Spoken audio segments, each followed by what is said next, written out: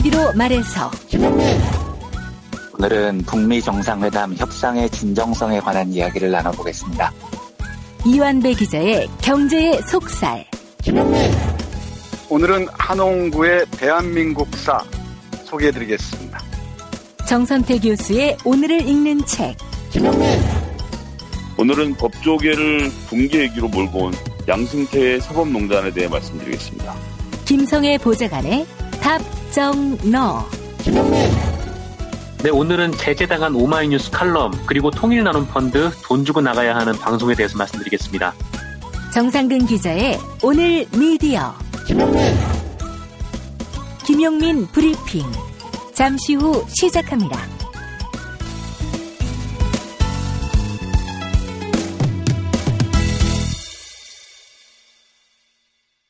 경애하는 수경 김용민 동지께서는 남조선 정부가 주관하는 우리 이술 품평회 입상작이자 세계 한상대회 건배주인 제주 오가피 발효주 녹고의 눈물을 지구상에서 가장 저렴한 가격에 판매하기로 결정하시었다. 녹고의 눈물 500ml 2병 세트를 기존 45,000원에서 무려 만원이 할인된 35,000원에 500세트 한정 판매를 허락하신 것이었다.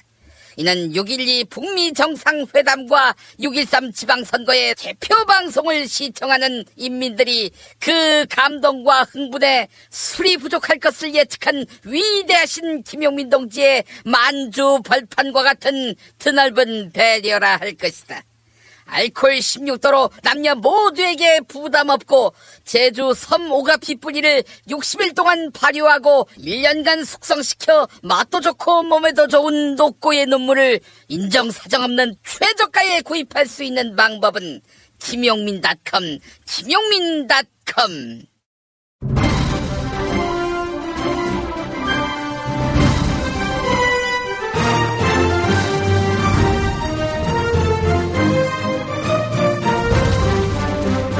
김용민 브리핑.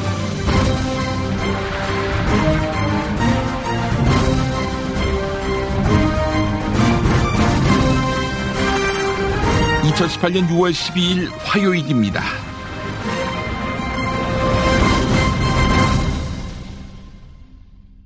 확증 편향이란 말이 있습니다. 이건 자기가 듣고 믿고 싶어하는 진실만 편취하는 것이지요. 동전의 양면처럼 불편한 진실에 대해서는 쉽게 거짓말로 단정합니다. 확증 편향, 선거 때 특히 심하지요. 내가 지지하는 후보에 대한 시각이 냉철하지 않고 공정하지도 않습니다. 반대하는 후보 또한 마찬가지입니다. 그러다 보니 사실검증을 게을리합니다. 일방의 주장에 올인합니다. 억측에 쉽게 휘둘립니다. 아울러 다른 유권자를 내 편 상대편으로 가르고 봅니다. 틀림없이 존재할 선거 공작 브로커들은 대개 이 틈을 노립니다.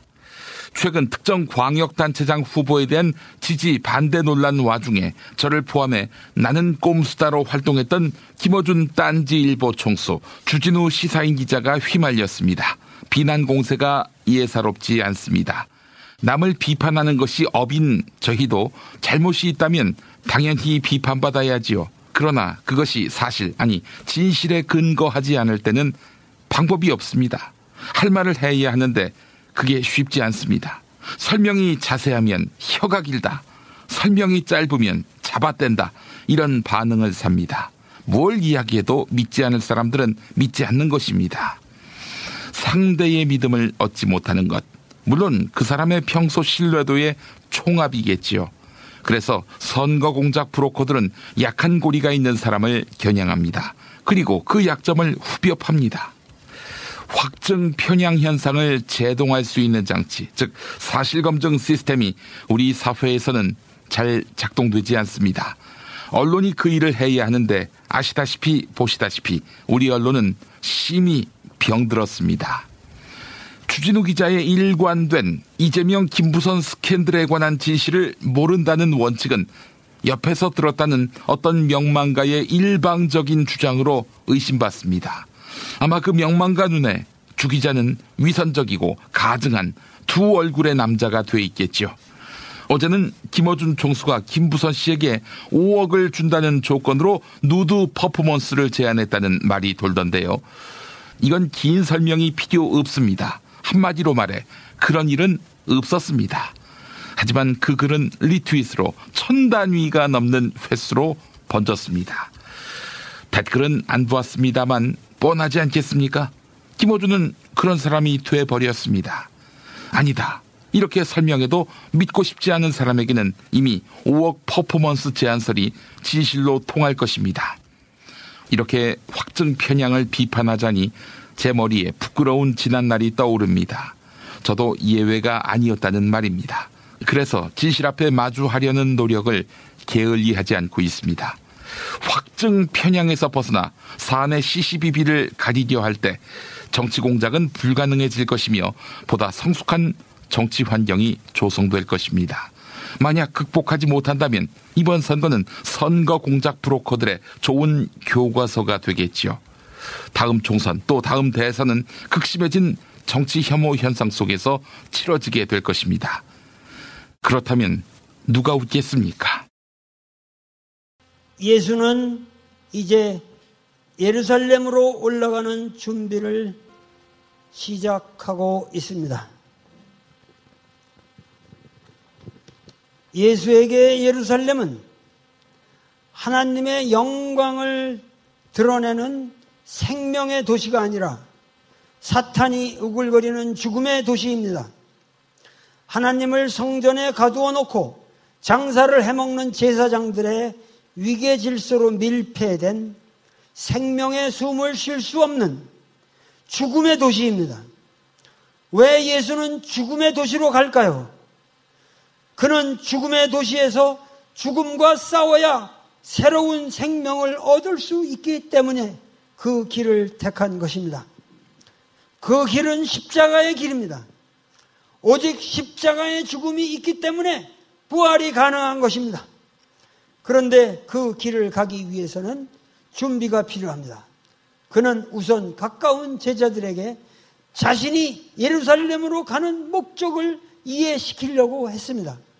그래야 그의 부활이 사회적 운동으로서 정도를 펼칠 수 있기 때문이었습니다.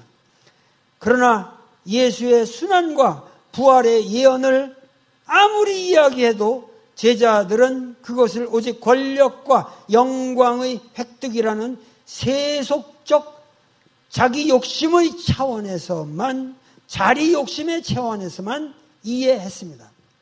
가이사랴 빌립보에서 베드로는 예수가 그리스도이심을 고백합니다.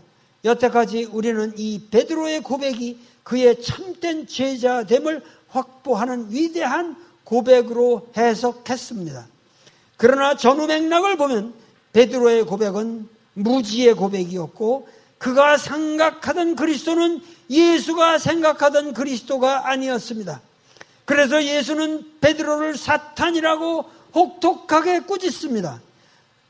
문재인은 확실히 이 엄중한 역사의 기로에 서서 십자가만을 생각하고 있습니다. 그들은 사람의 아들을 조롱하고 침뱉고 채찍질하고 마침내 죽일 것이다. 이것은 예수의 예고입니다. 아마도 문재인은 이러한 각오로 역사의 수레를 굴리고 있을 것입니다. 그런데 당시 제자들은 이런 토론으로 열불을 올리고 있었습니다. 우리 중에 누가 제일 높으냐? 과연 누가 메시아된 예수의 옆자리를 차지할 것이냐? 예수는 외칩니다. 사탄아 물러가라.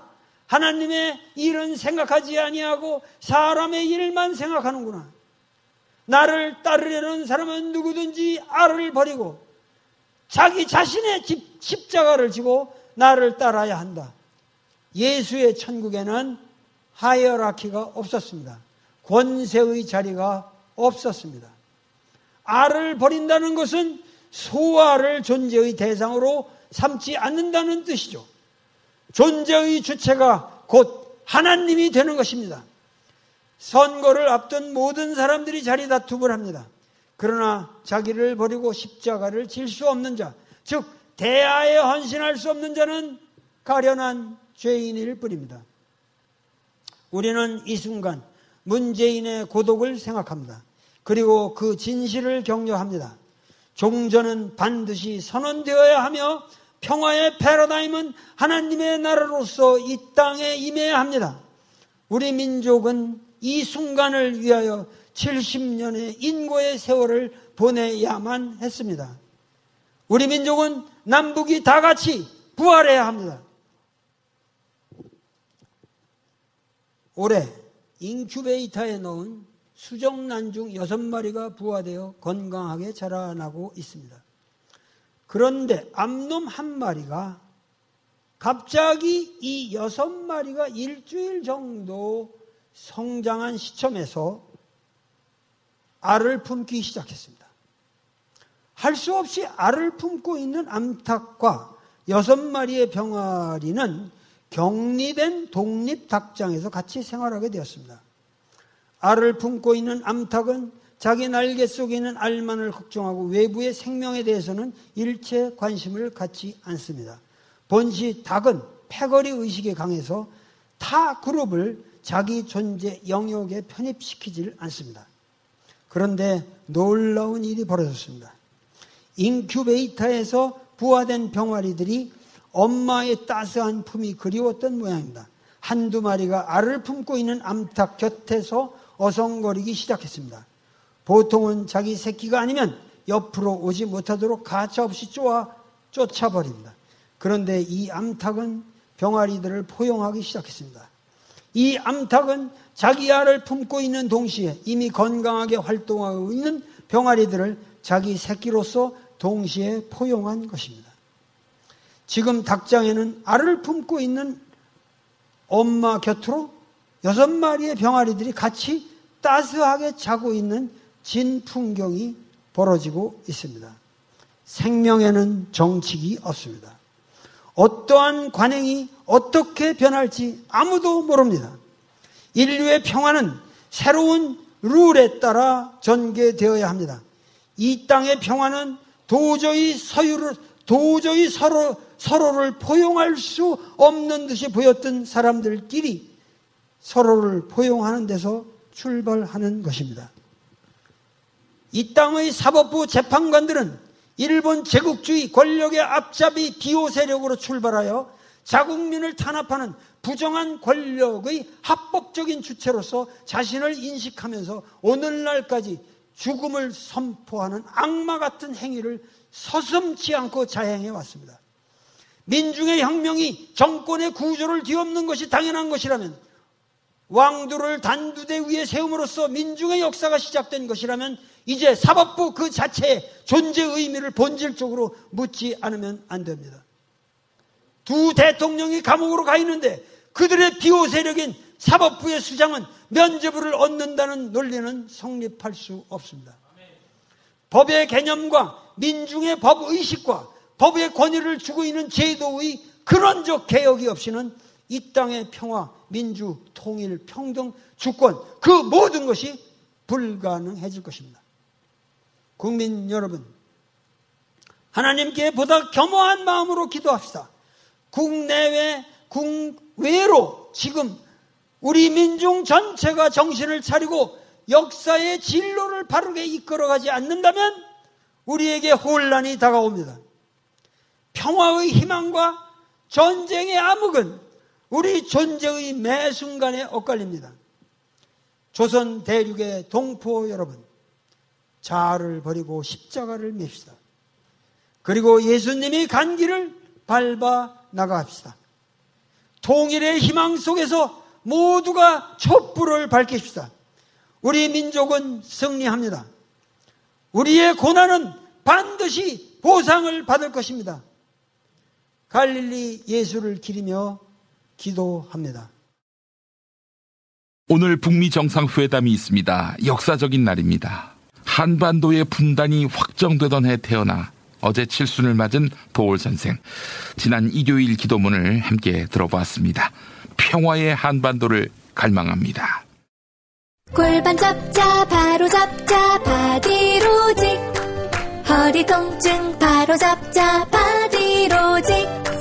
몸매 교정 여름에도 아시죠? 바디로직 라이트. 통기성이 좋아서 한여름에도 쾌적. 신축성은 여전해서 내 몸에도 최적.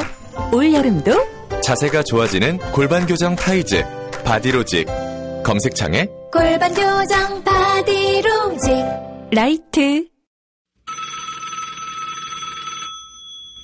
어렵사리 화장실에 마주하고 보니 왜 그 시간이 그렇게 오랬나? 왜 학문에 그렇게 힘을 주었나? 힘을 주었다 하면 안 되겠구나, 야. 스르륵 나왔다 해야지. 어깨 동무하면서. 정말 만감이 교차하는 속에서 빅동의 추억, 미궁 장사랑에서 만나보시라요. 스페이드 퀴즈입니다. 돌잔치, 칠순잔치, 가게 홍보, 체육대회, 창사기념일. 정답! 기념품! 문제를 끝까지 들으셔야죠.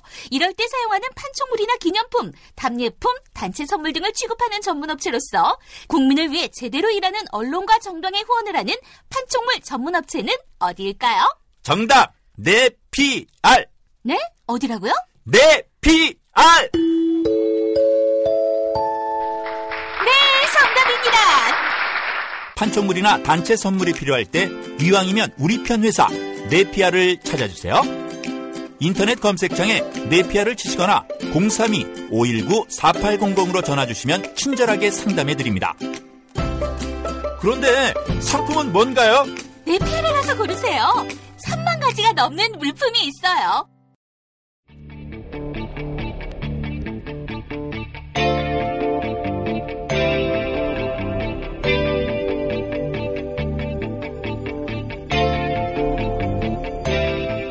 김용민의 뉴스 광장.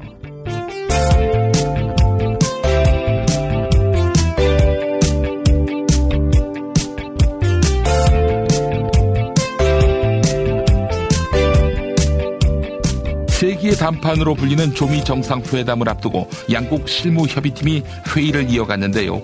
정세현 전 통일부 장관은 막판까지 진통이 있을 것이다. 조선이 미국의 요구를 시원하게 들어주고 그에 대한 보상을 받는 방식으로 결론 날 것이다. 이렇게 예측했습니다. CBS 라디오 김현정의 뉴스쇼에 출연한 정세현 전 통일부 장관의 발언 들어보시죠. 조선민주주의인민공화국이 수립된 이후 계속 적대 관계가 유지되어 왔기 때문에 이게 70년 동안 적대 관계 유지하던 그 두 나라의 정상이 그야말로 최초로 만나는 자리에 처음부터 모든 것이 다 그림이 다 그려진 뒤에 나와서 그렇죠. 사인하고 사진 찍는 그런 식으로 회담이 끝날 수는 없죠. 지금 막판까지 진통이 있을 거고 내일 오전에 이제 결론이 나겠죠. 그 막판 진통의 포인트, 단판의 포인트는 역시 완전한 비핵화의 방법.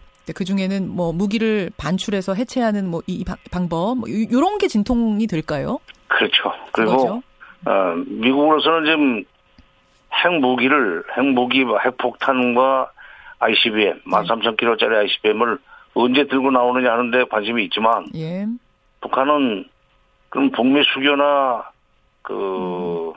특히 군사적으로 치지 않겠다는 불가침, 합의, 이거는 언제 해주는 거냐? 이거 가지고 지금 밀고 당길 거예요. 결국 스케줄 놓고 말로만 그러지 말고 우리 스케줄을 탁탁 정하자. 이게 지금 마지막에 안 되고 있는 거예요. 그렇죠. 그런데 전부가 아니라 양쪽 다 그야말로 네가 먼저, 형님 먼저, 아우 먼저 하는 식으로 좀 밀고 당기고 있는데 그 결론은 김정은 위원장과 트럼프 대통령이 만나서 결론이 날 겁니다. 근데 김정은 위원장으로서도 그렇게 복잡한 문제를 자기가 트럼프 대통령한테 직접 뭐 양보를 하는 한이 있더라도 직접 양보를 하는 식으로 해서 트럼프 대통령을 좀 기분 좋게 해줘야만 받아낼 것이 상대적으로 클 수 있다. 그런 조언을. 트럼프 대통령은 뭐 1분이면 된다고 그러다가 지금 다시 또 뭐 5초면 끝난다. 그러고 있더라고요.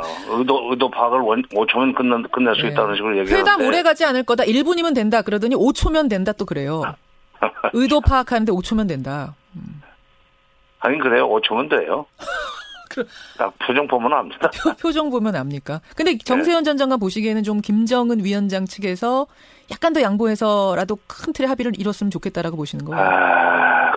그래야만 될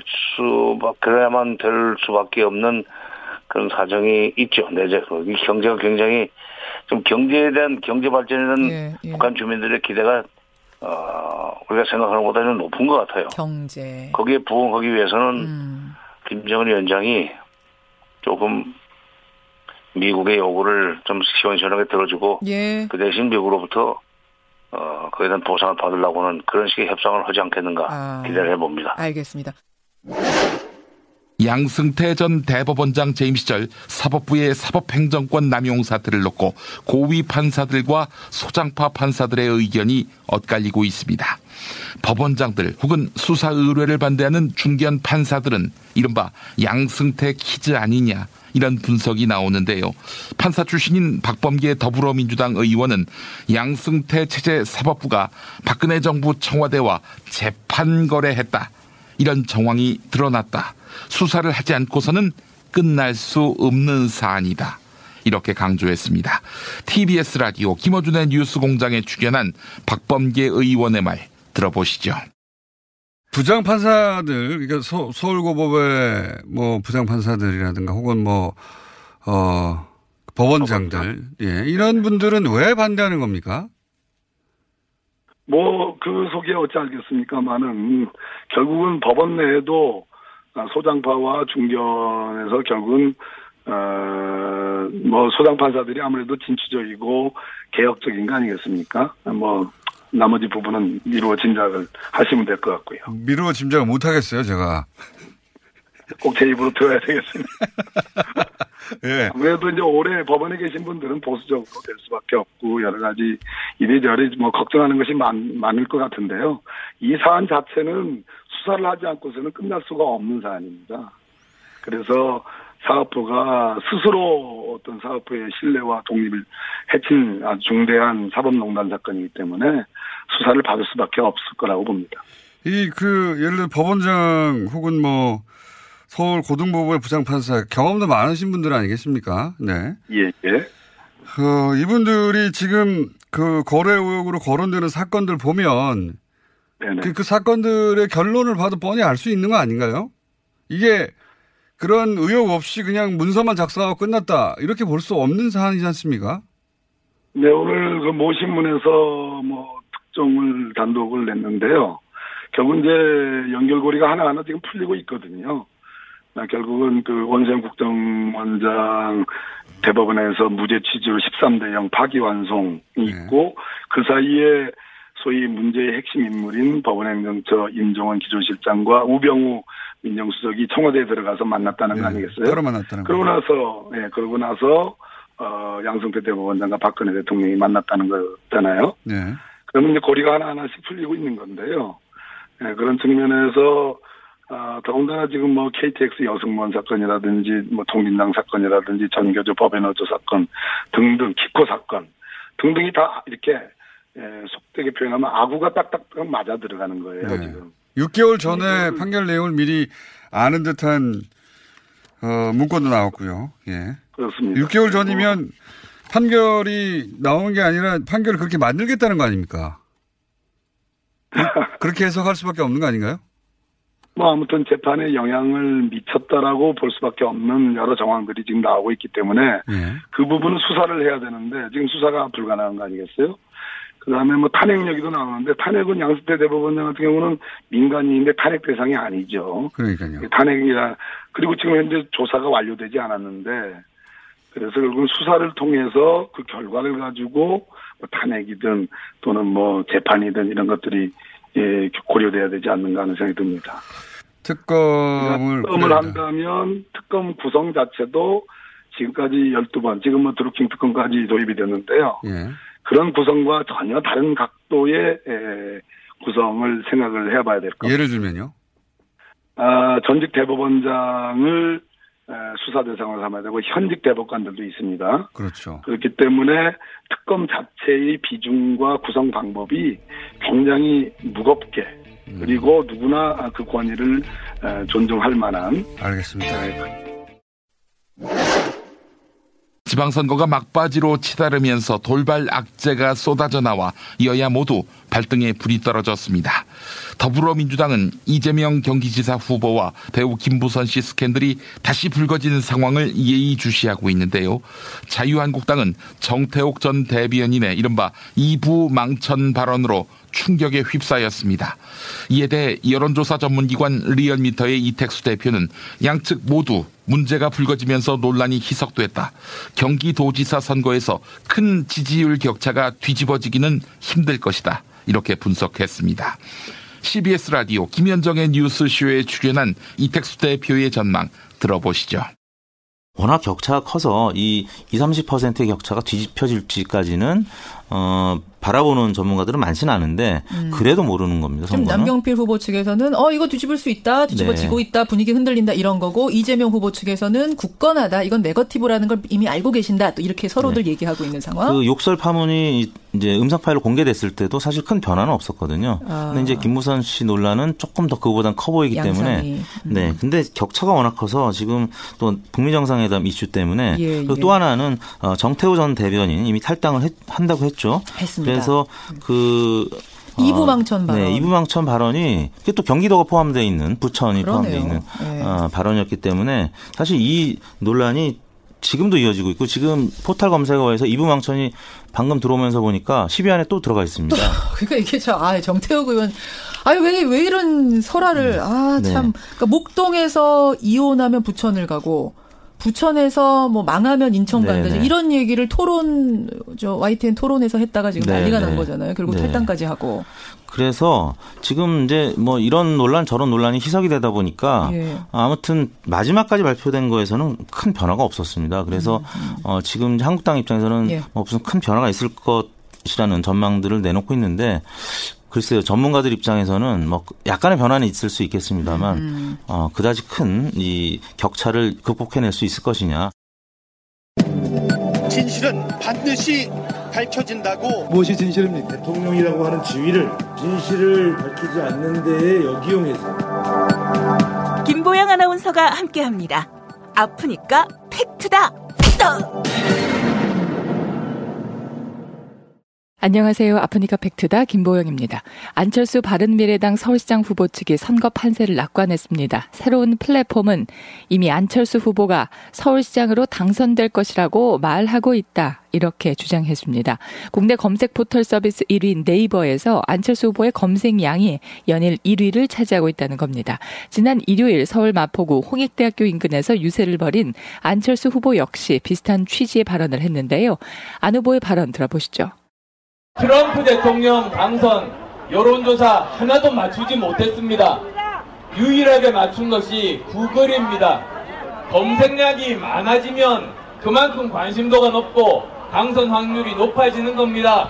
그게 바로 구글 트렌드의 원리입니다.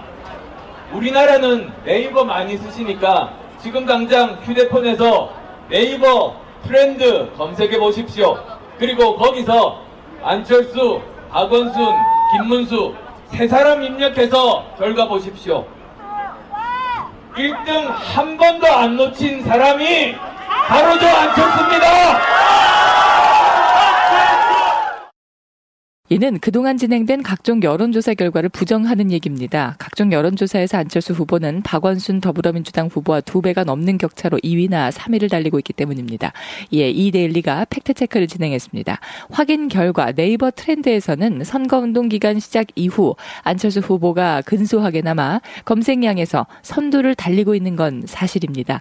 네이버 트렌드는 특정 검색어들이 일정 기간 동안 얼마나 많이 검색됐는지 서로 비교해 보여주는 서비스인데요. 다만 검색어 외에 기사 노출과 빈도는 순위와 관계가 없습니다.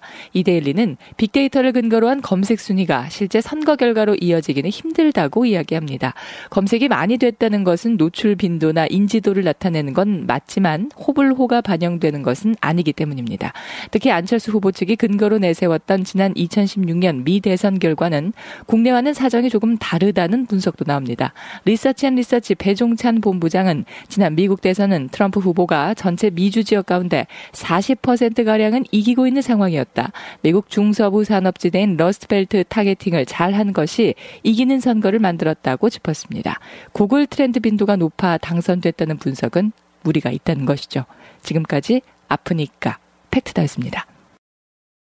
탈모인 여러분, 샴푸 살 땐 반드시 천연 99% 이상, pH 5.5, 피부 자극 1% 미만인지 확인하세요. 2, 3일에 머리 하나 더 빠지는 걸 우습게 보지만 2, 3년이면 정수리만 1000기 차이 납니다. 그렇지만 샴푸로 머리가 나진 않으니 이미 빠진 곳은 어쩌냐고요? 뿌리 깊은 샴푸 두피 영양제가 있습니다. 보건복지부상, 에이펙 최우수 기술상, 발모 촉진 조성물 특허 99%의 효과, 식약처 인증으로 부작용 없는 유일한 모낭 영양제. 가격도 세트로 구입하시면 두피 모발, 피부 개선까지 하루 330원. 뿌리 깊은 샴푸 쇼핑몰에서 기적의 사용 후기도 검색해보세요. 1566-7871. 중고차죠? 네. 그런데 이 차 진짜 있는 거 맞죠? 정말 이 가격에 살 수 있는 거죠? 아이, 그럼요. 빨리 오시면 됩니다. 여러분, 이거 다 거짓말하는 걸 아시죠? 더 이상 속지 마세요. 허위 매물에서 우리의 가족과 이웃을 지키는 더불어 중고차. 직영 정비소를 운영하여 더욱더 믿음이 가는 더불어 중고차.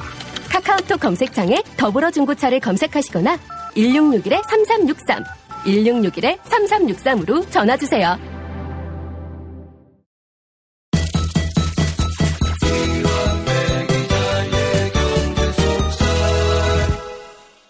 실손보험 40대 남성은 10,000원대, 10살이라면 5,000원대입니다. 이런 보험 보셨습니까? 40세 여성 기준으로 월 2만원 치아보험도 있습니다. 정말 대단하지요. 다음에서 7,000원 운전자 보험 카페 검색하시기 바랍니다. 저 김용민도 가입한 운전자 보험인데요. 운전자 보험도 꼭 가입하셔야 합니다. 유사시 가입 안 한 분들 땅을 칩니다. 다음 카페 7,000원 운전자 보험 카페. 전화번호는 016-360-0689, 016-360-0689 또는 02-849-9730, 849-9730. 밤 9시까지입니다. 김용민 브리핑을 통해서 신청한다고 하시면 잘해주실 겁니다. 경제의 속살로 이어가겠습니다. 민중의 소리 이완배 기자 함께하겠습니다. 이완배 기자님.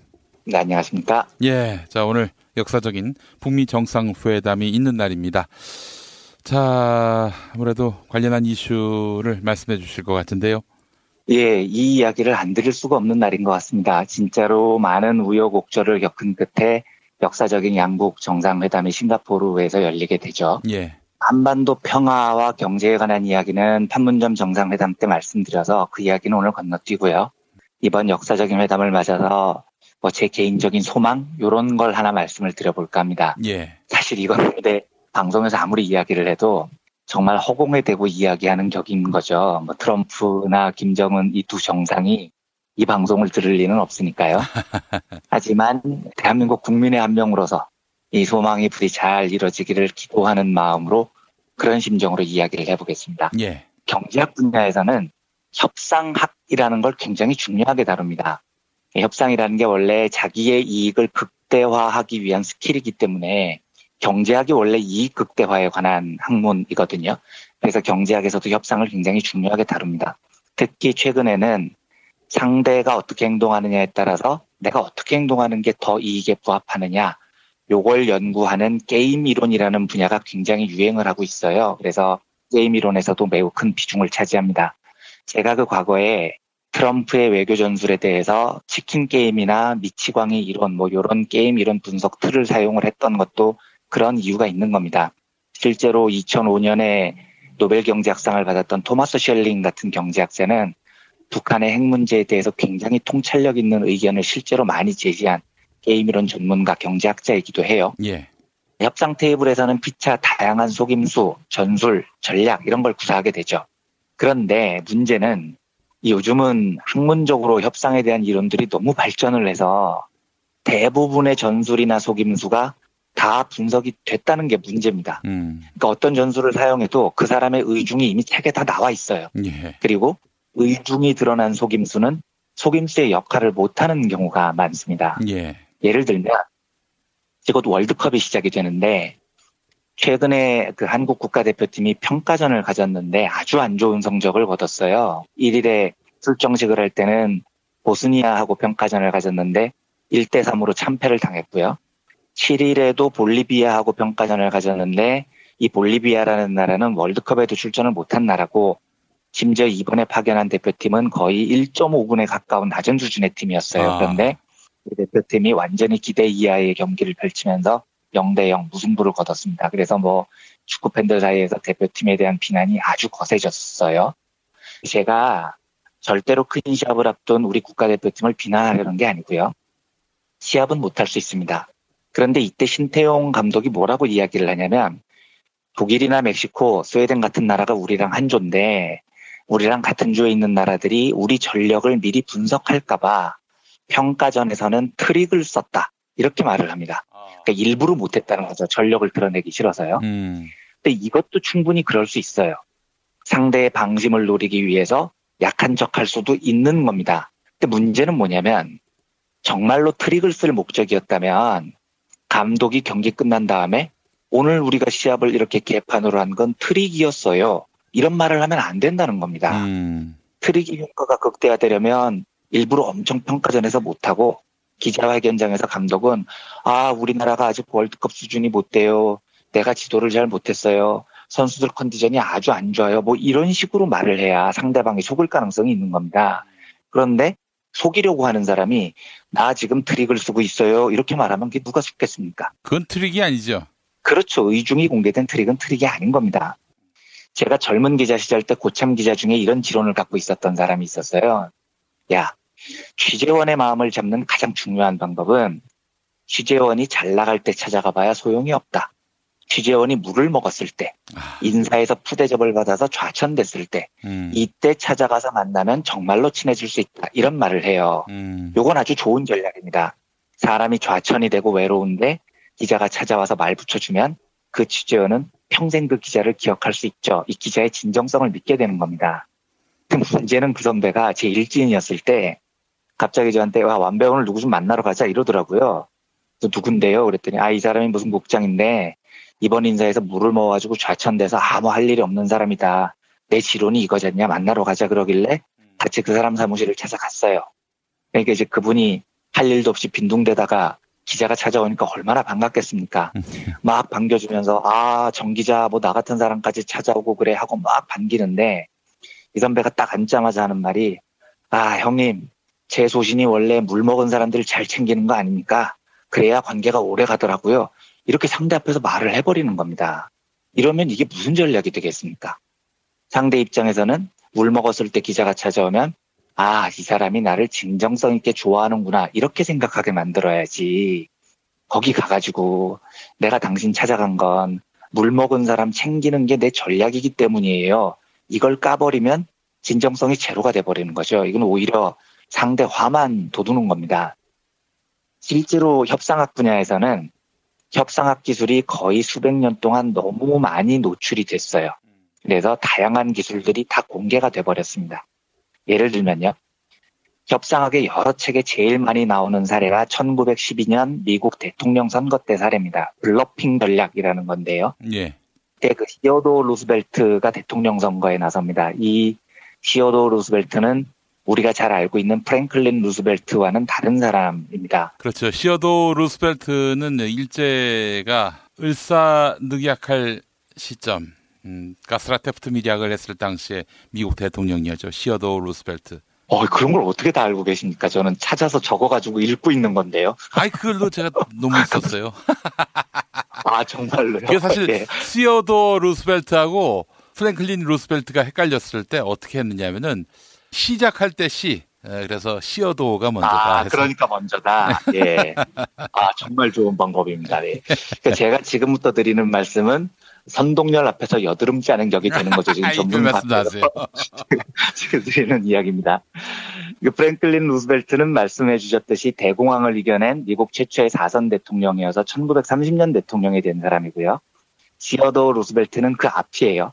1901년부터 1909년까지 일제강점기 시작되기 직전에 미국 대통령을 했던 사람이고 8년 대통령을 하고 물러났는데 그 후계자가 공화당의 조금 전에 말씀해 주신 윌리엄 하워드 태프트라는 사람입니다. 이 태프트 대통령이 그 유명한 가스라 태프트 밀약의 주인공이죠. 그러니까 미국은 일본의 조선 지배를 인정하고 대신 일본은 미국의 필리핀 지배를 인정하는, 그러니까 우리나라 입장에서는 원수 같은 조약을 맺은 인간인데 이 태프트가 루스벨트의 후계자로 대통령이 됩니다. 근데 이 두 사람이 나중에 사이가 굉장히 안 좋아져요.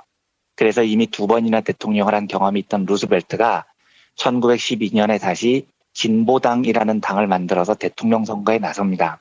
근데 이때 이런 일이 있었어요. 루스벨트의 홍보 팸플렛에 이게 300만 부를 이미 찍었는데 여기에 저작권자한테 허락도 안 받은 사진이 한 장 실렸던 겁니다. 근데 이제 알고 보니까 이 사진은 홍보물 한 장에 실을 때마다 $1를 내야 되는 사진이었습니다. 그런데 300만 장을 이미 찍어버린 거예요. 그래서 이걸 그대로 배포하면 $300만 물어야 되는 겁니다. 그런데 1912년 300만 달러면 지금 돈으로 한 $6천만 된다고 하더라고요. 600억 정도의 돈이 그냥 날아가 버리는 겁니다. 실수 하나로요. 캠프가 거덜날 위기에 처한 거죠. 이때 루스벨트 진영의 홍보 담당자가 저작권자한테 전보를 보내요. 어떻게 보내느냐.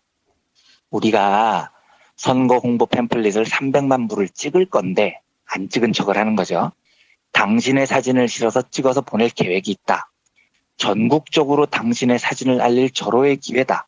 우리가 당신의 사진을 실어줄 테니 얼마를 낼 수 있는지 알려달라. 이렇게 전보를 보내요. 그러니까 이랬더니 상대가 답을 어떻게 보내오냐면 기회를 주셔서 정말 감사한데 우리가 요즘 돈이 없어서 우리가 낼 수 있는 돈은 $250밖에 없습니다. 이랬다는 겁니다. 굉장히 멋진 블러핑 전략이 먹힌 거죠. 그래서 $300만 내고 써야 되는 걸 오히려 $250를 받고 썼다라는 이런 일화가 있습니다. 이 블러핑 전략이 거의 모든 협상학 책의 맨 머리에 나옵니다. 그런데 이 블러핑이 먹힌 이유가 뭐겠습니까? 상대가 이게 블러핑인지 몰랐기 때문에 먹힌 거죠. 만약에 루스벨트 진영의 의중, 그러니까 블러핑을 한다는 사실이 드러났다면 상대가 속을 리가 없는 겁니다. 문제는 이런 블러핑 전략들이 오만 협상학 책에 다 나와버리면은요. 이미 협상에 들어가는 전략가들은 상대가 블러핑을 쓸 수 있다는 가능성을 염두에 두고 들어가게 됩니다. 그래서 블러핑 전략이 별로 효과가 없어져요. 의중이 다 드러나니까요.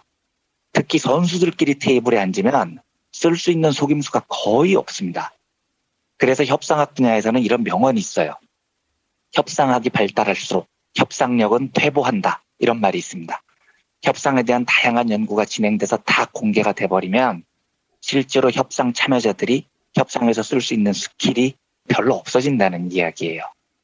그래서 이제 요즘 새롭게 등장하는 이론이 협상에서 이기려면 이상한 스킬 쓰지 말고 진심을 다하라 이런 주장이 나오기 시작합니다. 어설픈 스킬이 안 먹히는 시대가 됐다는 거죠. 그 대표적인 예가 소리웍스라는 운동이 있습니다. 여기서 소리가 영어로 I am sorry 할 때 그 소리고요. 웍스는 이제 영어로 통한다라는 뜻이어서 소리웍스는 미안하다고 말하는 게 통한다라는 뜻입니다. 이 소리웍스는 실제로 미국에 있는 시민단체 이름이기도 해요. 무슨 일을 하는 단체냐면 의료사고가 났을 때 병원이 과연 환자들과 어떻게 협상을 해야 하느냐에 대한 새로운 관점을 제시하는 단체입니다. 과거에는 병원이 의료사고를 내면 부인을 하고요. 일단 환자들을 속이려고 하고요. 때로는 협박도 하고 시간도 끌고 위압도 합니다. 이런 별의별 협상 전략들이 다 사용이 됐죠. 그러니까 병원이 잘못하고도 책임을 덜 지기 위해서 별짓을 다 하는 겁니다. 그런데 이 소리웍스 단체가 다양한 연구를 해본 끝에 밝힌 바가 뭐냐면 의료소송을 당하지 않거나 의료소송 비용을 줄일 수 있는 가장 현명한 방법은 병원이 진심으로 사과하는 거라는 겁니다. 그리고 이 소리웍스 운동이 제안하는 바가 디스클로저 운동이라고 해서 진실을 밝혀라 라는 운동입니다. 왜냐하면 병원이 먼저 진실을 이야기하잖아요. 이러면 일단 상대방 마음이 녹는다는 거예요. 그리고 마음이 녹으면 신뢰가 생깁니다. 상대가 협상의 기술을 사용하면 그게 기분 나빠서라도 소송 규모가 커지는데 상대가 먼저 진심을 보이면 그래요. 내가 듣고 싶은 말이 그 미안하다는 그 진심 한마디였다고요. 이렇게 하고 상대를 이해하게 된다는 거죠. 실제로 미국 미시간 대학병원의 통계가 이렇습니다. 2001년에요. 미시간 대학병원이 262건의 의료 소송을 당했습니다. 소송 비용으로 36억 원을 지출을 했어요. 평균 소송 해결 기간이 20.7개월이었습니다. 그런데 이 병원이 소리웍스 운동의 제안을 받아들여서 진실 말하기 프로그램을 도입을 해요. 잘못한 거 환자들에게 진심을 담아 사과를 합니다. 그리고 현재 있는 상태를 고스란히 진실을 담아서 환자에게 이야기를 합니다. 환자한테 나쁜 결과가 발생하면 병원 측이 유감과 공감의 뜻을 먼저 표시를 해요. 왜 이런 일이 발생했는지를 철저히 조사해서 완전히 공개하겠다고 약속을 합니다. 그리고 조사를 한 다음에 의료진의 과신이 드러나면 적절한 보상을 할 것을 바로 약속을 하는 겁니다. 이렇게 했더니 4년 뒤인 2005년에 의료소송 건수가 262건에서 114건으로 절반 이하로 줄어들어요. 소송 비용도 36억 원에서 12억 원으로 3분의 1로 줄어듭니다. 소송 해결에 걸린 시간도 20.7개월에서 9.5개월로 역시 절반 이하로 감소를 합니다. 이게 의료 분쟁에 해당하는 이야기이긴 하지만 소리웍스 운동이 협상 분야에 제시하는 내용은 정말 귀담아 들을 만합니다. 이 미국은 의료소송 자체가 너무 발달을 해서 병원이 환자한테 기술 걸고 시간 끌고 별짓 해봐야 이제는 소용이 없어요. 예. 그런 전술은 병원의 의중이 공개되지 않았던 한 20년 전 쌍팔년대나 먹히는 겁니다. 근데 지금은 변호사들이 이걸 다 알고 있어서 그런 짓 해봐야 환자들 화만 돋아요. 소송 규모만 커집니다. 예. 북미 정상회담을 앞두고 참 우여곡절이 많았죠. 밀당이라고 했죠. 밀당이 대단했습니다. 김정은 위원장이 시진핑을 먼저 만나서 당기고 밀고를 시도를 하고 트럼프 대통령도 정상회담을 취소하느니 마느니 하면서 밀당을 했습니다. 과정을 보면 두 사람 모두 다 세계 최고 고수급의 외교 전략이라는 걸 알겠어요. 저 같은 하수는 보다 보면 감탄이 나옵니다. 그런데 곰곰이 돌이켜보면 이 밀당이 이루어질 때마다 거의 전 세계 전문가들이 그 전술을 도마 위에 올려놓고 난도질을 합니다.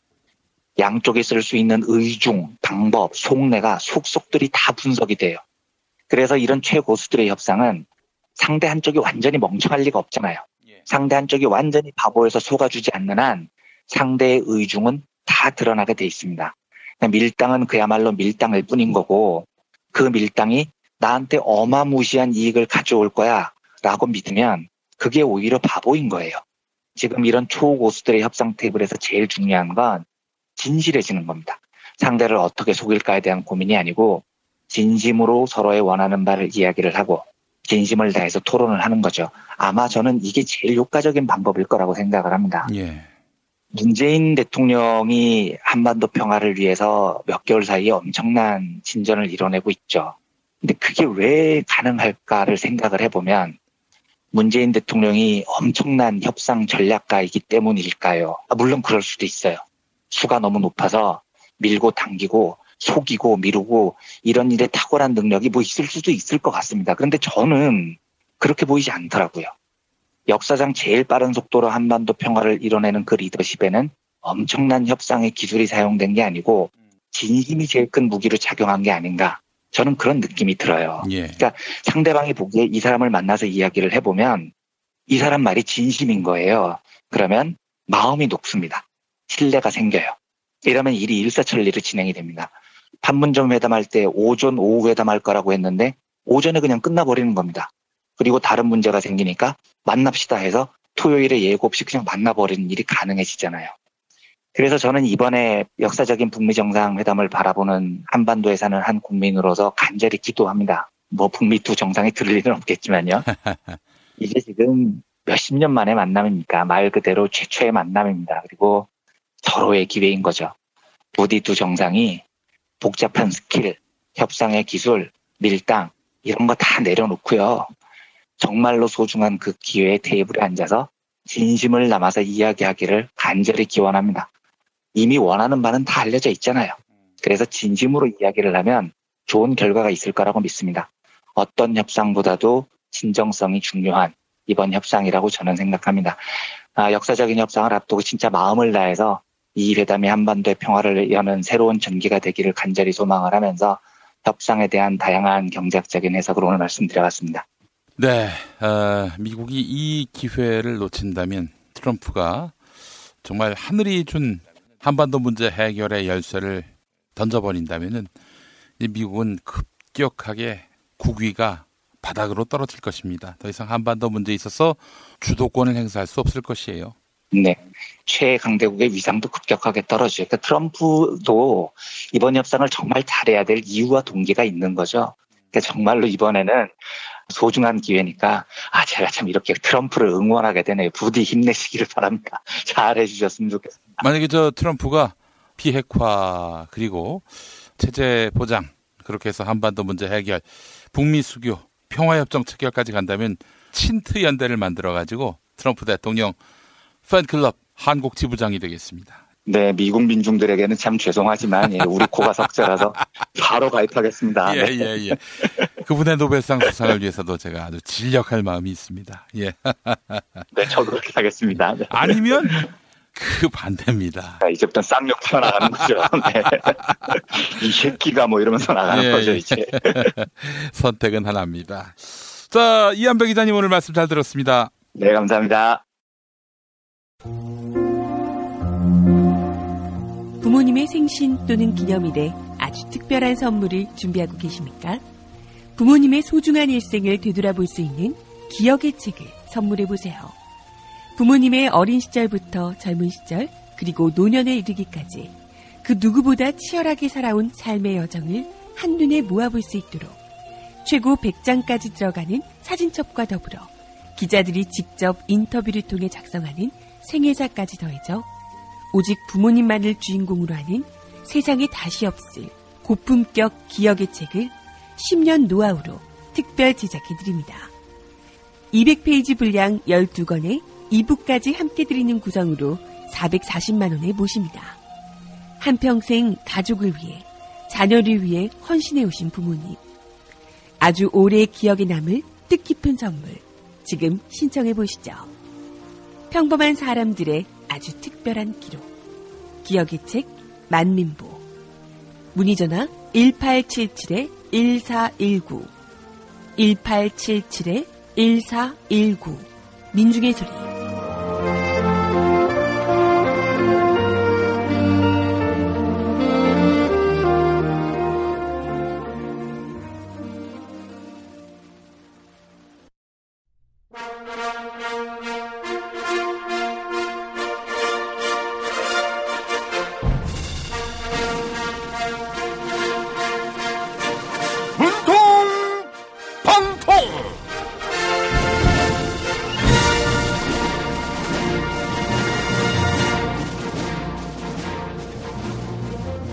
대통령 문재인입니다. 전 세계가 고대하던 조미 정상회담이 평화로 가는 이정표가 될 것으로 기대합니다.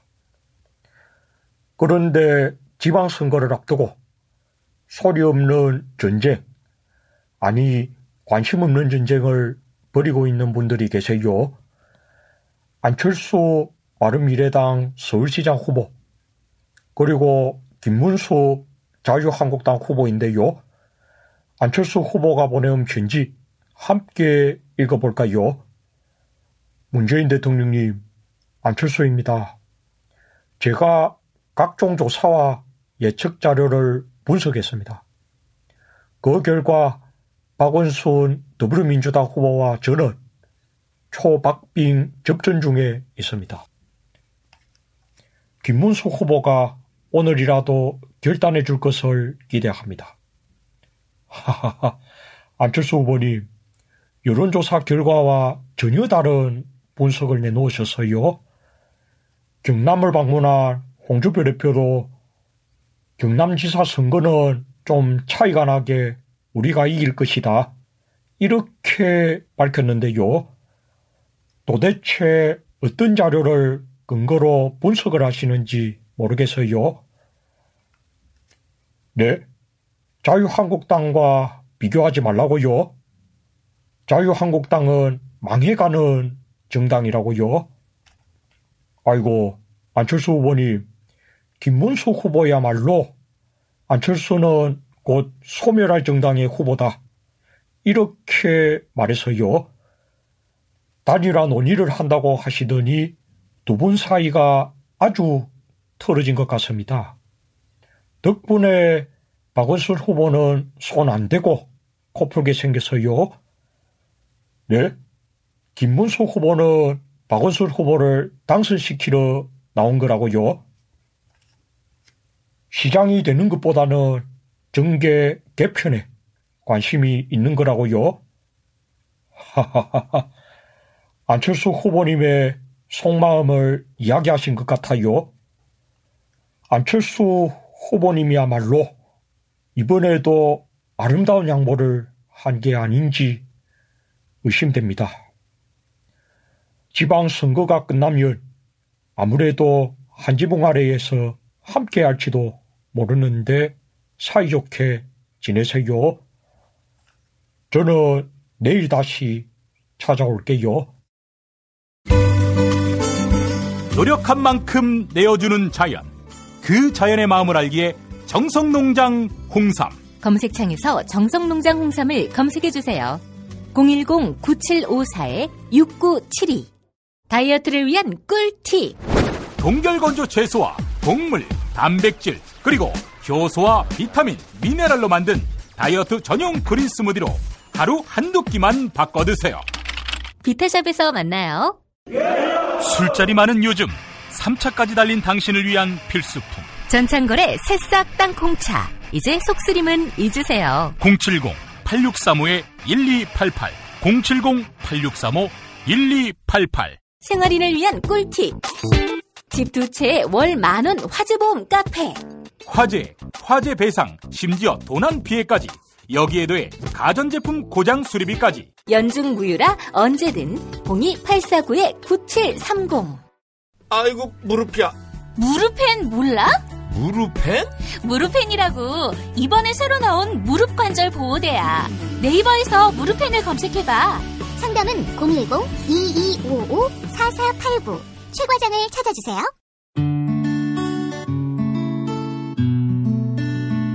당신과 내가 좋은 나라에서 그 정의로운 나라 그곳에 산다면 난 그냥 좋아서 웃기만 할 거예요. 당신의 뉴스 보좌관 김용민 브리핑. 대한민국 뉴스 브리핑의 선두주자 김용민 브리핑. 계속해서 김보영 아나운서가 오늘의 날씨를 전해드립니다. 날씨를 전해드립니다. 오늘 아침부터 맑은 날씨를 회복하겠습니다. 다만 전남과 영남 내륙에는 한때 돌풍과 벼락을 동반한 소나기가 쏟아지겠고 경북 내륙에는 우박이 떨어지는 곳도 있겠습니다. 아침 예상 기온 서울 16도, 대전 17도, 광주 18도, 대구 15도입니다. 낮 기온은 서울과 춘천, 전주 26도, 부산은 22도로 예상됩니다. 미세먼지 농도는 전국에서 보통 단계를 나타낼 전망입니다. 여기는 대한민국 브리핑 1번지 김용민 브리핑입니다.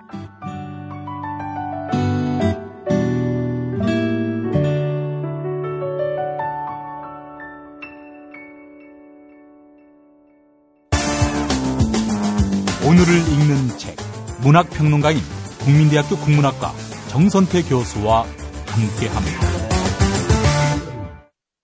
국민대학교 한국어문학부 국어국문 전공 정선태 교수님 함께하겠습니다. 교수님? 네, 안녕하세요. 예, 교수님 오늘 어떤 책 소개해 주시겠습니까? 네, 오늘은 오래전부터 만지작거렸던 책 한홍구 교수의 대한민국사 함께하고자 합니다. 2003년에 간행된 이 책은 현대사를 공부하고자 하는 사람들에게 또는 현대사에 흥미를 가진 사람들에게는 스테디셀러가 됐죠. 한반도의 역사의 전환기를 맞이한 이번 주에는 한홍구 교수의 대한민국사를 3번에 걸쳐서 여러분들에게 소개해드리고자 합니다. 제가 이 책으로 현대사에 눈을 떴습니다. 그러셨군요. 이 책 나오기 이전에 한겨레 20일 기고문이었거든요. 기고문을 엮어서 이제 대한민국사가 나온 건데 한겨레 20일도 열심히 읽었고 나중에 책으로 나왔을 때도 모든 책을 다 샀습니다. 잘하셨습니다. 예. 이 책은 정말 많은 분들이 더 많이 읽어주셨으면 좋겠어요. 예. 우리가 몰랐던 현대사의 이면들을 역사학자의 날카로운 눈으로 포착하고 있는 책입니다. 편년책, 그러니까 시간 순으로 역사를 배열한 게 아니고요. 사건이나 인물 중심으로 그때그때 테마에 따라서 서술하고 있는 책이어서 지루하지도 않고요. 대단히 흥미진진합니다. 그 중에서 오늘은 1권에 실려있는 총 4권으로 이루어져 있는데요. 1권에 실려있는 참된 보수를 아십니까?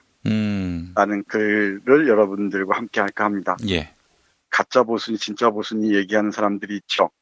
그리고 이제 진짜 보수로 정말 따뜻한 보수로 다시 태어나겠다라고 얘기하는 어떤 사람들이 있는데 그야말로 개소리입니다. 참된 보수를 아십니까의 부제가 똥과 된장만큼 다른 수구와 보수의 차이입니다. 똑같은 콩으로 똥을 만들 수도 있고 된장을 만들 수도 있죠. 근데 이 똥으로 살았던 자들이 된장이 되겠다고 얘기하는 그 술수에 넘어가서는 곤란하다고 생각하면서 이걸 여러분들께 소개해드리고 싶습니다. 한국 역사에서 수구파의 뿌리는 상당히 깊습니다. 우리가 수구라고 얘기할 때와 보수라고 얘기할 때는 뉘앙스의 차이가 분명히 있죠. 예. 수구는 옛것을 지킨다는 의미에서 보수와 큰 차이가 없는 것처럼 보이는데 개념은 상황마다 또 쓰는 사람들마다 맥락에 따라 달라지는 것 같습니다. 예.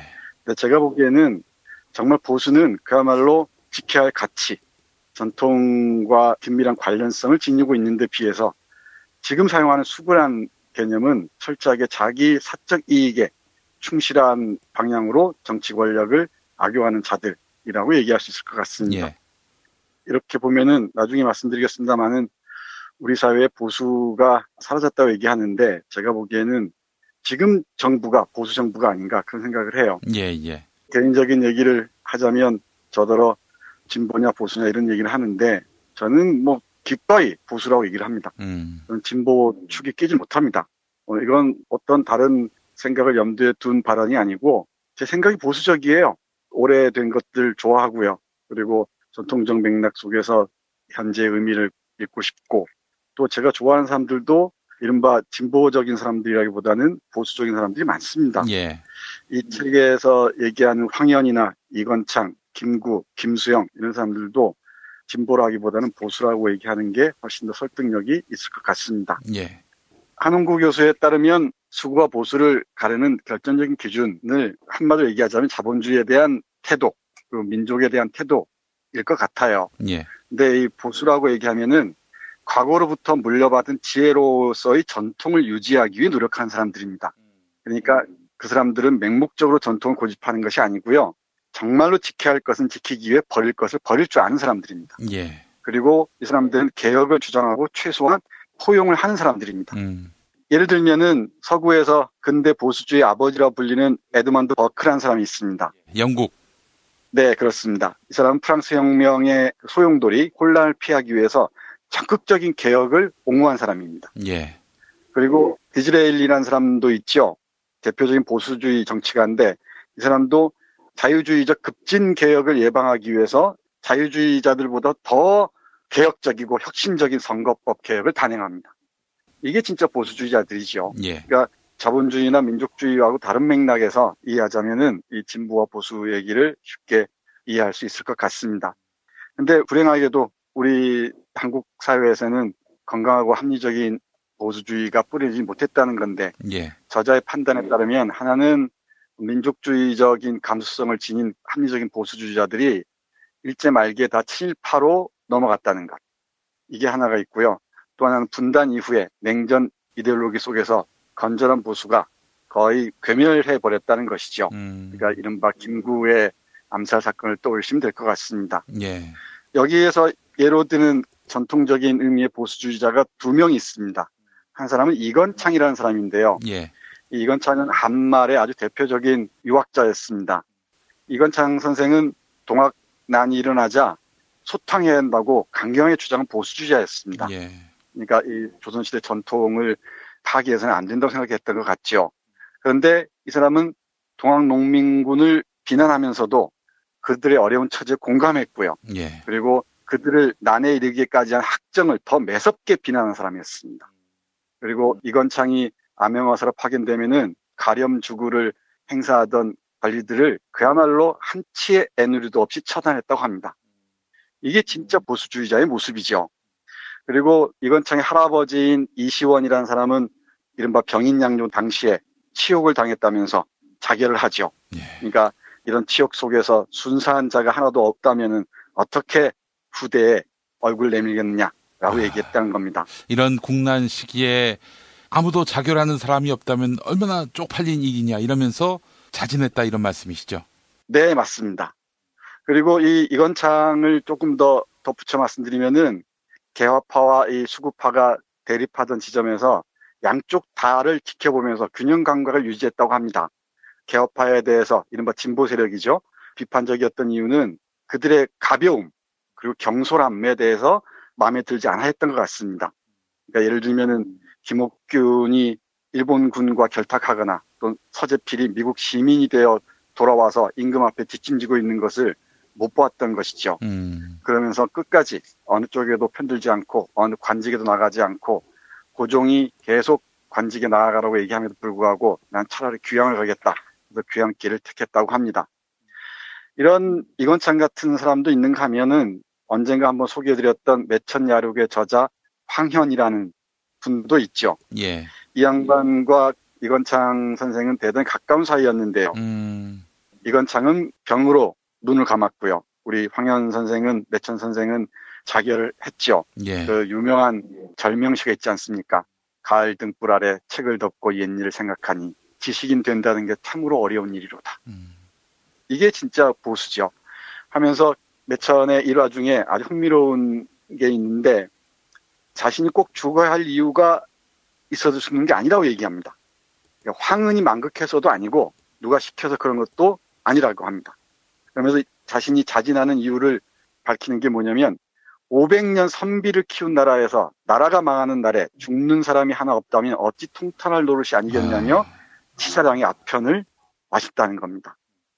이런 사람들의 후예들, 이른바 이건창의 동생 이건승, 그리고 동지들 정원하나 홍승헌, 이런 사람들이 만주에 가서 학교를 세우고 독립운동 자금을 댔죠. 이 사람들이 그야말로 보수주의자들의 후예들입니다. 뭐 이들뿐만 있는 게 아닙니다. 예컨대 신흥무관학교를 세운 이석영이나 이휘영, 이시영, 삼형제 있지 않습니까? 이 사람들이야말로 정말 조선시대의 기득권층들이었죠. 예를 들면 한 사람 영의정 아들이었고 뭐 이런 식입니다. 근데 이런 사람들이 어떤 일을 하는지 잠깐 읽어보겠습니다.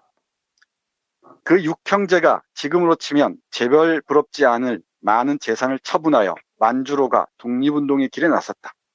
그 지체 높은 집안의 부인들이 독립군 뒷바라지를 한다는 것은 전에 집에서 부리던 종들을 위해 밥을 짓고 빨래를 한다는 것을 의미한다.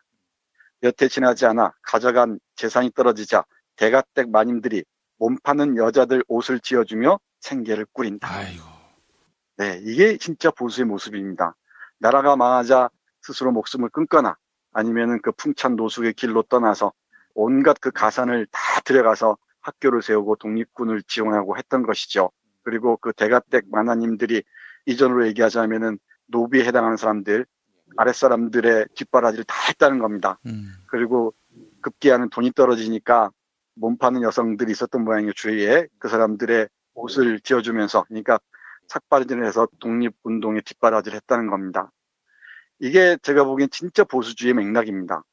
그리고 뒤를 잇는 보수주의자로 한홍구 교수가 드는 사람들이 이렇습니다. 장준하 선생, 예. 그리고 함석헌 선생, 문익환 선생, 개훈재 선생, 김수영 시인, 리영희 선생 등입니다. 이 사람들은 우리가 재야와 진보 진영에 뚜렷한 영향을 끼친 분들이라고 생각하잖아요. 예. 그런데 이분들이 살아온 이력을 보면은 장준하 선생의 경우는 극우 민족단체인 민족청년단 간부였고요. 함석헌 선생은 신의주 방공의거의 배우이자 공산주의가 싫어 월남한 사상가입니다. 그리고 문익환 선생은 미군 통역 장교였고요. 잘 알다시피. 그리고 또 그 집안 자체가 공산주의에 쫓겨서 남쪽으로 내려온 집안입니다. 맞습니다. 맞습니다. 그러니까 방공의식이 상당히 투철했던 사람이죠. 예. 그리고 개훈재 선생은 우익 반탁 진영 운동의 행동대장이었습니다. 그리고 김수영은 의용군으로 나갔다가 탈출하여 거제도에 수용된 뒤 남쪽을 택한 방공포로였죠. 네. 그리고 리영희 선생은 여러 글에서 얘기하듯이 국군 장교였습니다. 이 사람들은 빨갱이가 될 이유가 전혀 없는 사람들입니다. 예, 예. 그러니까 이 사람들은 민족 분단의 특수 상황에서 보수주의자들이 지켜야 할 가치를 지키기 위해 싸우다 보니 여기까지 왔다는 게 한홍구 선생의 판단인 것 같습니다. 이게 정말 진짜 보수주의자들이고 지켜야 할 가치들을, 철학들을 온전하게 내면화한 사람들이 할 수 있죠. 예. 그래서 이와 관련해서 마무리 부분에 저자의 이야기를 여러분께 읽어드리면 이렇습니다. 온건하고 합리적인 보수주의자들이 설당이 일제 말기의 친일 행위로 인해 사라졌다면 진보적 지식인들은 한국전쟁과 민간인 학살 와중에 철저히 이 땅에 사라졌다. 새가 하늘을 나는 데 필요한 좌우의 두 날개가 모두 꺾인 것이다. 그리고 이남에서 정권은 백범 김구 선생처럼 너무나 보수적인 분을 여수 반란 사건의 배후 조종자인 빨갱이로 모은 사람들의 손에 넘어갔다. 그들은 진정한 보수주의자들의 덕목인 도덕성, 일관성, 책임감, 지혜 등과는 아무런 상관이 없는 가당치 않은 족속들이다. 그들은 한 번도 정령 지켜야 할 것을 지키기 위해 자신의 기득권을 버린 적도 없고 희생한 적도 없다. 한국전쟁 때 마오쩌둥도 미팔군 사령관 벤플리트도 아들을 바쳤지만 그들은 한강 다리를 끊고 가장 먼저 도망갔다가 돌아와 남은 사람들을 부역자로 몰았다. 그들은 일본의 보수주의를 흉내냈지만 제대로 배우지도 못했다.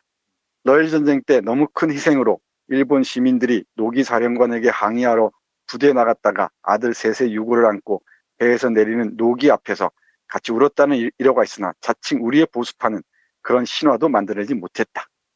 네, 이렇게 얘기합니다. 예. 한국 현대사, 대한민국 현대사에는 보수다운 보수가 없었다는 게 한홍구 선생의 판단이고 저도 이 판단에 동의합니다. 그러니까 선거 때만 되면은 가짜 보수가 아니고 내가 진짜 보수다 라고 얘기하는 사람들이 여기저기서 등장하죠. 여기에 속아서는 안 된다고 저는 생각을 합니다. 그래서 말하는 대로 이 사람들은 도덕성, 일관성, 책임감, 지혜 등과는 아무 상관이 없고요. 그리고 지켜야 할 것을 위해서 뭔가 자신의 기득권을 버린 적도 전혀 없습니다. 어떻게 하면은 빠져나갈까? 어떻게 하면 기회주의적으로 권력의 빌부특가를 고민해 왔을 뿐이지 정말 지켜야 할 보수적인 가치를 자신 스스로 창안한 적도 없고 그걸 이어온 적도 없습니다.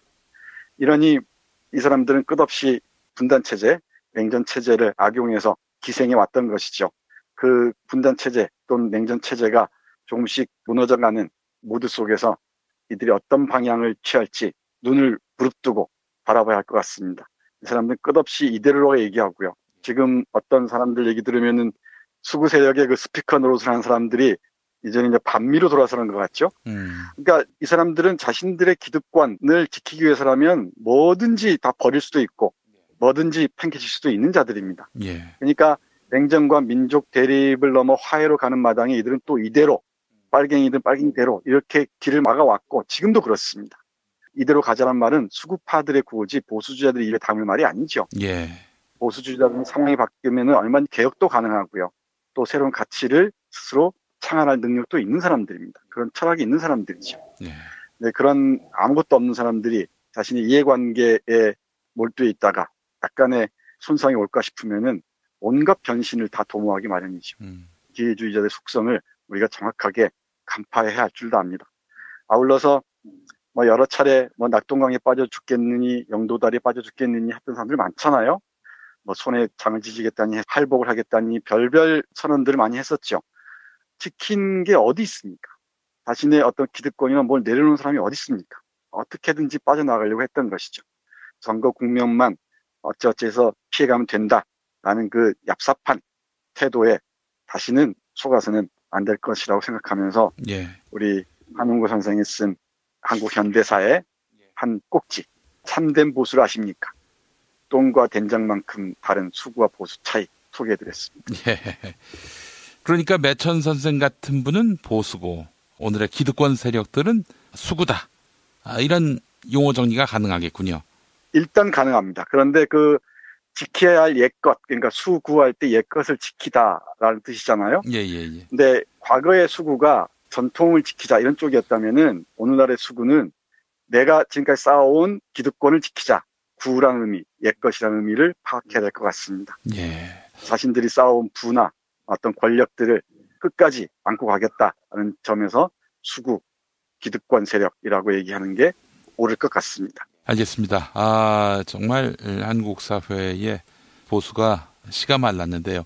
그러니까 이제 황현 선생 때로 이 나라의 보수는 죽었고 지금의 보수 자리를 점하고 있는 자들은 이승만 이후 우리 사회의 사대주의 노선으로 무장한 기회주의자들이라고 봐야 마땅한 거 아니겠습니까? 네, 맞습니다. 그리고 한번 이 분단 체제를 악용해서 기생해왔던 세력들이죠. 그러니까 전혀 민족주의자라고 얘기할 수 없는 집단이라고 말할 수 있을 겁니다. 예. 그래서 앞에서 말씀드렸듯이 아마 김 PD는 어쩔지 모르지만은 저 같은 사람들이 정말 보수주의자라고 얘기하는 게 맞을 것 같습니다. 예. 생각들도 그렇고요.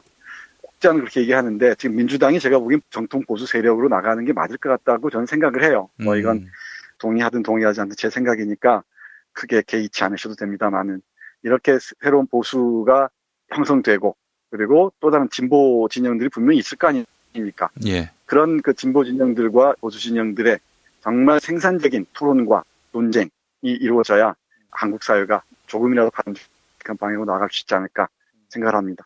그런 점에서 이번 선거가 이른바 보수를 찬칭한 수북히 득권 세력들을 어떻게 할 것인지 촛불혁명의 연장선상에서 깊이 한 번쯤 가늠해 볼 필요가 있다고 생각합니다. 예, 알겠습니다.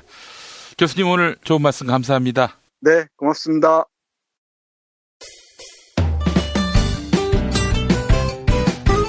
뉴스포렌 메리 순서입니다. 김용민 트위터 계정에서는 매일 설문조사가 진행되고 있습니다. 조미 정상회담을 하루 앞둔 어제 문재인 대통령과 도널드 트럼프 미국 대통령이 전화통화를 가졌습니다. 어제 통화에서 트럼프 대통령은 조선과 미국 사이에서 논의된 내용을 문재인 대통령에게 설명했습니다. 이에 문재인 대통령은 조미 정상회담이 열리게 된 것은 전적으로 트럼프 대통령의 용단과 강력한 지도력 덕분이다. 이렇게 말한 것으로 알려졌는데요. 시민들은 트럼프 대통령을 어떻게 평가하는지 설문조사를 진행했습니다. 오늘 새벽 1시까지 모두 1,858분이 의견 남겨주셨습니다. 69%, 10명 가운데 7명은 트럼프 대통령을 매우 지지한다고 응답해 주셨네요. 트럼프 대통령을 지지한다, 이런 의견은 29%, 반대한다와 매우 반대한다는 각각 1%에 머물렀습니다.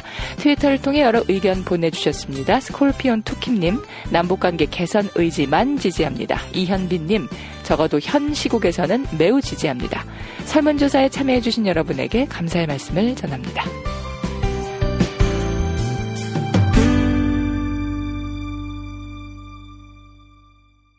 탄핵 때문에 뭐 이야기를 전달을 하려고 해도 길을 막고 듣질 않아요. 패족 수준으로 쪼그라든 한국 보수. 회생의 길은 과연 있을까? 변화된 정치 환경, 갈 길 잃은 보수에게 새로운 희망을 제시한다.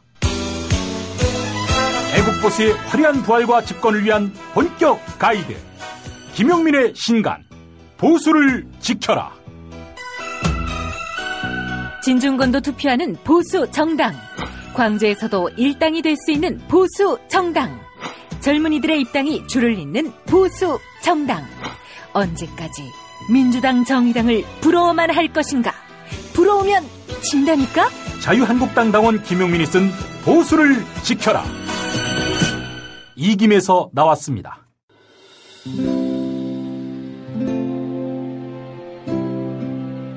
우리가 목사님은 우리 남북 관계에 있어서도 큰 정기를 마련해 주셨습니다. 늦봄 문익환 목사 탄생 100주년.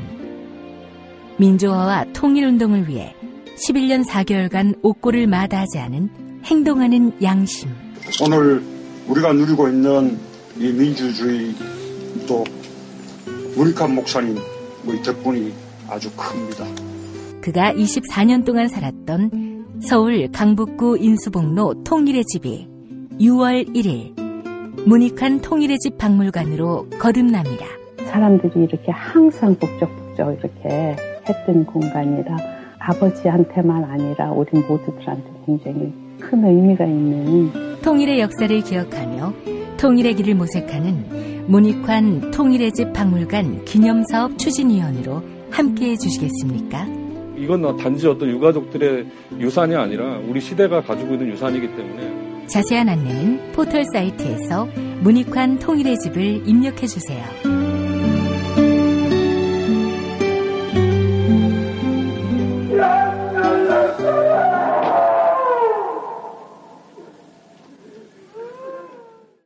돌 김용옥 선생의 마가복음 강해로 여러분을 초대합니다. 이 마가복음이라는 게 대단히 중요합니다. 왜냐하면 복음서의 원형이기 때문에. 원형.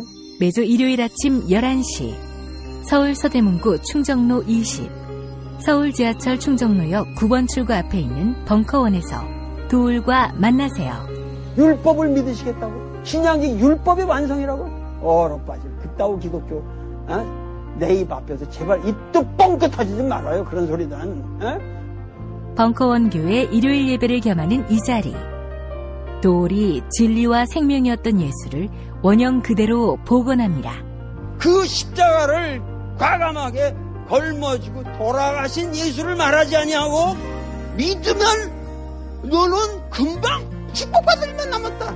이게 한국 목사들 99%의 거짓말 설교예요. 도울의 마가복음 설교는 따로 녹화 녹음되지 않으며 현장에서만 만나실 수 있습니다. 어제 뉴스기 능력 평가 코너 하루 쉬어갔습니다. 클로징 사연 당첨자 보헤미안 안나님 게시판에 이메일 적어주시면 올인원 향수 비누 헤이브로 올인원 파워바를 보내드립니다. 김명수 대법원은 괜찮은가라는 제목의 김희택 한겨레논설위원회 칼럼입니다. 전국 법원장들은 최근 간담회의에서 사법부가 나서 고발 수사 의뢰하는데 반대하면서 근거 없는 재판거래 의혹 제기를 우려한다고 했다. 그러나 공개된 문건만 봐도 거래의 근거는 많다. 원세훈 사건은 1심에서 파기환송심까지 법원행정처가 재판부 의중이나 형량까지 미리 알아내 보고하는 등 청와대와 깊이 교감하며 거래하려 한 흔적이 뚜렷하다. 스스로 국정운영 협조 사례로 꼽은 전교조 법외노조 효력정지 사건은 원심 결과가 대법원에서 뒤집혔다.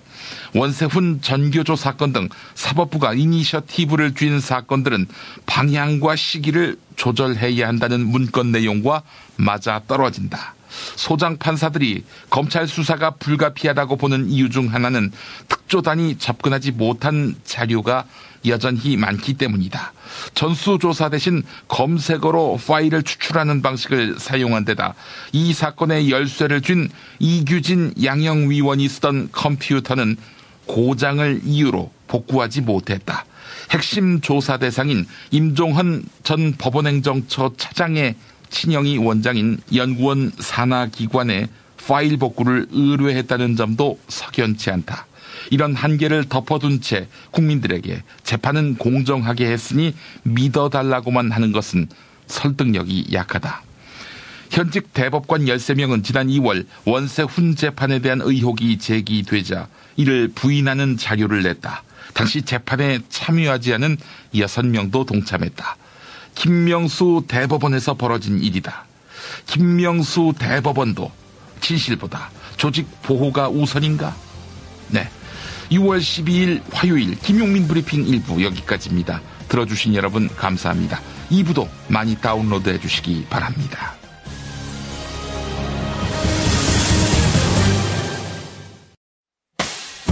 김용민 브리핑과 함께한 시간 어떠셨어요? 다음 시간에도 보다 바르고 알차며 즐거운 정보로 여러분을 찾아가겠습니다. 팟캐스트 포털 팟빵에서 다운로드하기, 구독하기, 별점 주기, 댓글 달기로 응원해주세요. 잊지 마세요. 다운로드하기, 구독하기, 별점 주기, 댓글 달기.